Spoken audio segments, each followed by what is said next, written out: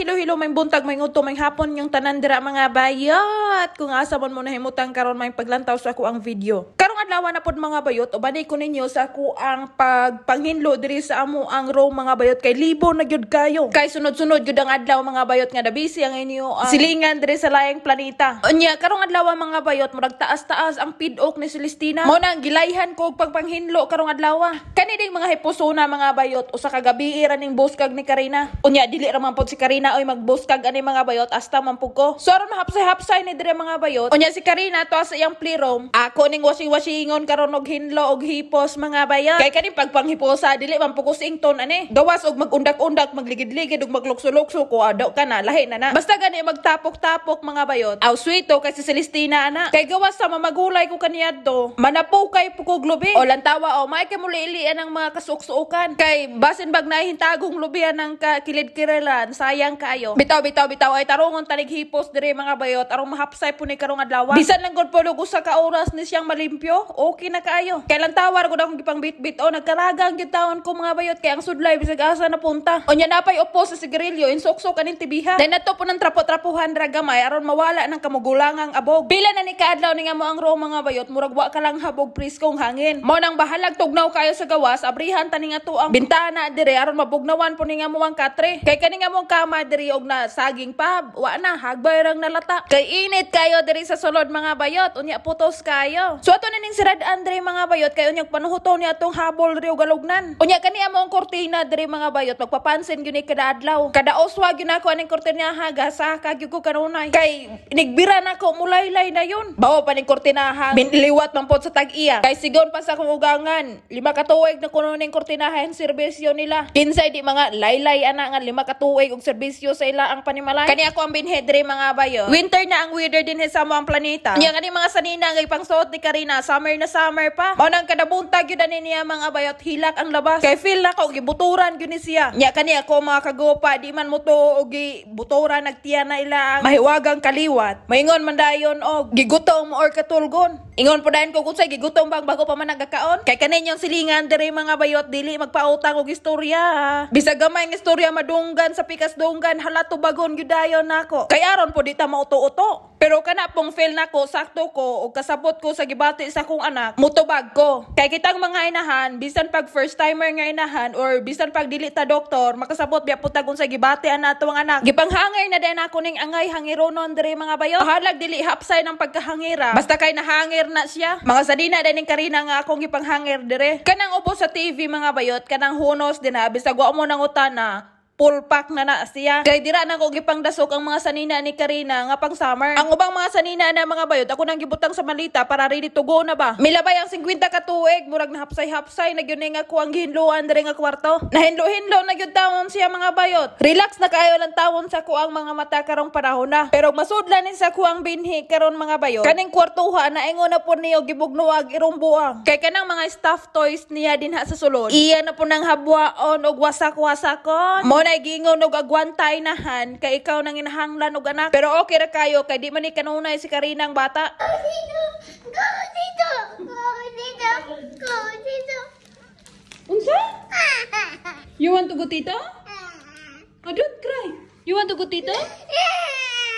O diva nakailis guning binhiya. Kay perting layog-layog nila sa iyang tito. Unya gilipat siya sa iyang tito kay ang tito min trabaho. Perten yang hilakay kay nangita siya. Mao nang giilisa na lang pud nako siya, gidala nako siya ning tindahan. Aron muundan og hilaka mga bayat. Sa tuwa sa Pilipinas, normal ra gyud kayo nga matutag tindahan ang una na tumubungad bugas. Klase-klaseng bugas ang ato ang makitaan sa tindahan. Diri mga bayot, klase-klaseng cheese ang mubungad sa imong mga mata. Makakita kag bugas dire di gyud ingon og sinako. Kinilo unya napagyoy usa ka gramo ra. Unya kasagaraan nimong makita diri mga bayot, klase-klaseng dilata. Klase-klaseng mga kalanon ba nga gikan sa laing planeta gidala dire. Pero kaning ila ang mga dilata diri mga bayot murag tinuig na po siyang gisulod sa lata ba. Nayuban isa ka tuig usa ma-expired, duha ka tuig usa ma-expired. Mao nang makakaon mig isda diri nga naa sa atwa sa Pilipinas galangoy-langoy. Pero dili na gyud siya fresh, sinulod na siya sa lata. Nakauli na daymi diri mga bayot no, nya gidula na ko niya ko ang binhi diri while galuto ko niya og soup. Pero ako din na siyang gipakaon dira og itlog. Gibutangan ako og butter gamay, dayon bread. Mao nang iya ang gugom-ugom. After pa nig 10 minutos usa tonlon. Pero Pero okay ra basta kay kanon. Kaniya to si Karina ug unsay kanon na mo dili gyud na siya manumbaling. Pero karon mga bayot ug unsay ibutang sa lamesa hala kuhito na niya ug ipasok sa iyang baba. Si hi.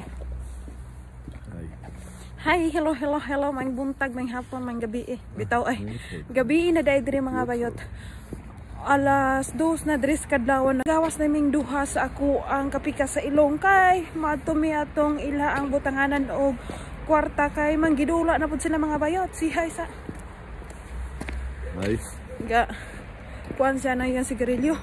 Dayon tugnaw diri mga bayot pero wa pa isno.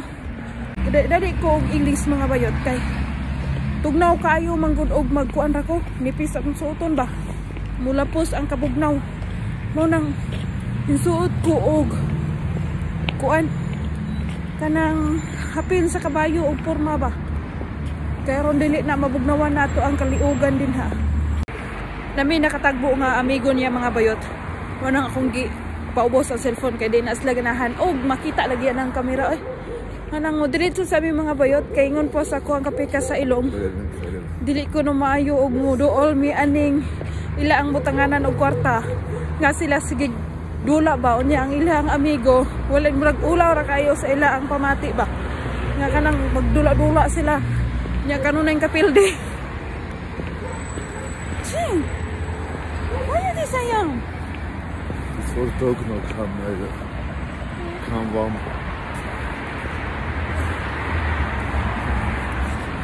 Kaning iya ang matangos nga di ba? Diyan ko mention kay pagkasabot ni ug ang kaning half ani gibutang pabitaw sa kuha. Murag mo taloy-toy ba po niya ko ang ilong siguro gamay. Pero anay pag-asam sa pagkusaon ako naghiyod o hilot og gabon siguro. Di ni siya mo taas na mga bayot. Anay pag-asa kay girls na hapit. Ako ang binhi gaundak-undak siya sa iya ang uyuan dito sa kama mga bayot. Yang gilingaw-lingaw. Kaya nga no bitong giuban ko ani nga ko ang kapika sa ilong. Inara mga orasa mga bayot mo. Di na siya mo lakaw og siya raos-ra kay daghang iro. Nya usa pa pod. Og muuli siya manggod madugay ngayon ko asagikan. Nganong gabi na kay hinuli. Dugay kay dito. Ana na ba? Kinabuhin kami niyon god. Muna na madali na ko. Dali rin ang hatag ng cellphone ako. Oh, cellphone og yawe. Oh, og pitaka. Oh, natawag asa ko gikan. Sa maro to mga bayot. Diri na ako tapuson ako ang wara-wara mga bayot. Kay isok-sok man sa ko ang kapika sa ilong ning ila ang kwarta ning ga tindog nga poste ba kani marag poste ra maghapon ni mga bayot kay na may suga. So daghang salamat sa iyong paglantaw. See you tomorrow. Bye-bye. Si bye-bye. Bye-bye.